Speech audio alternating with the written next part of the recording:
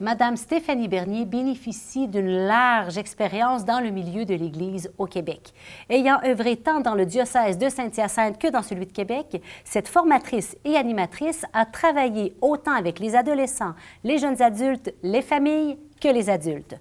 Tout cela l'a bien préparée à prendre la direction de la Maison de François, un lieu de formation pour les baptisés, mais surtout un lieu pour prendre soin de ces gens qui s'engagent dans la société et dans l'Église. Bonjour Stéphanie! Bonjour Geneviève! C'est une grande joie de t'accueillir et de te rencontrer comme tu viens tout juste de revenir dans le diocèse de Québec.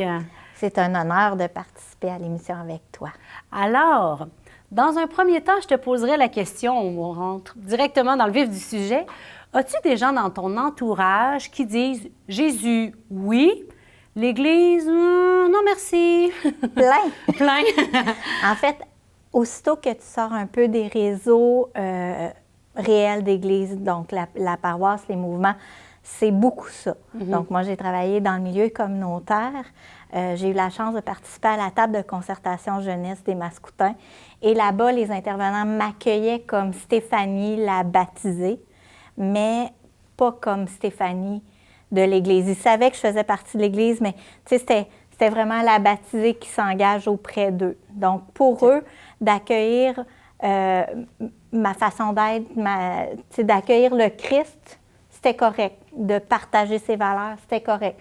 Mais parle-leur pas trop de l'Église institution, puis ils s'en dissociaient. Même chose pour, j'ai un ami qui appelle Jésus le pouilleux sympathique. Je suis désolée, j'espère que ça offusquera personne. Mais en fait, cet ami-là, c'est un gars de la quarantaine qui adhère aux valeurs, qui a fait baptiser ses enfants, qui s'est marié à l'Église. Mais pour lui, le lien ecclésial, c'est pas important. Donc, et c'est comme ça pour beaucoup de gens.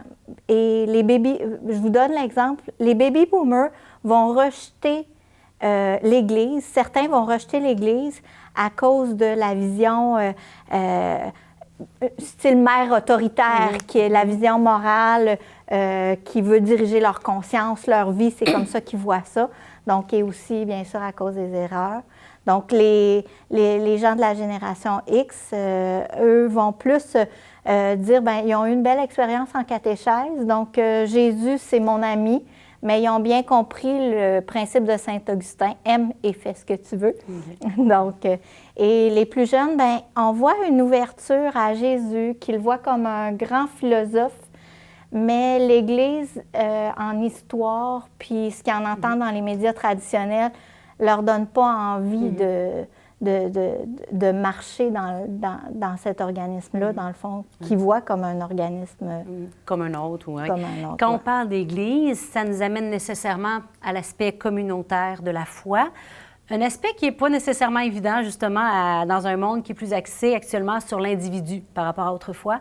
Comment est-ce que la rencontre avec d'autres chercheurs ou chercheuses de Dieu peut apporter quelque chose de positif dans la vie? Bien, en fait, moi, je partirais de quand 2 ou 3 sont réunis en mon nom. Donc, les gens, actuellement, tant les jeunes que les moins jeunes, ont besoin de sentir qu'ils partagent des choses en commun. Donc, qu'ils ont une visée. Donc, les valeurs, par exemple, de protection de l'écologie, de l'environnement, bien, ça donne... On va dans le même sens. La protection de l'autre, le fait de ne pas se sentir seul. Hein? On est dans un monde où on est beaucoup isolé, donc le besoin de se rencontrer, de se réunir, de porter ensemble une même cause, dans le fond, et l'Église offre plein de belles opportunités pour ça. Aurais-tu quelques exemples? Comme ça? Bien, je donne un exemple. À Saint-Ambroise, où j'ai travaillé, il y a l'accueil Saint-Ambroise. Donc, c'est des gens, beaucoup des croyants, qui se rassemblent pour venir en aide aux personnes plus démunies de la paroisse. Donc, ça, pour moi, c'est un lieu, tu n'as pas besoin d'être croyant pour t'y engager, mais d'être croyant apporte quelque chose de différent. Je donne l'exemple des organismes là, pour l'environnement, de l'aide à l'Église en détresse. Donc, c'est toutes des choses d'Amnesty International. Tu sais, dans toutes les écoles actuellement, il n'y a presque plus de pastoral. Par contre, les jeunes sont encore interpellés par la justice sociale, par la défense des droits de l'humain, donc voilà, c'est ce que l'Église permet. Puis, il y a dans l'Église aussi ce qu'on appelle la tradition. Hein? Ça ne semble pas très actuel comme mot, alors qu'on aime plutôt parler de nouveauté, c'est ce qui est à la page. Pourquoi l'Église continue d'avoir un intérêt pour la tradition? Il y en a qui pourraient penser même que ça nous maintient accrochés en arrière. Qu'est-ce que tu en penses?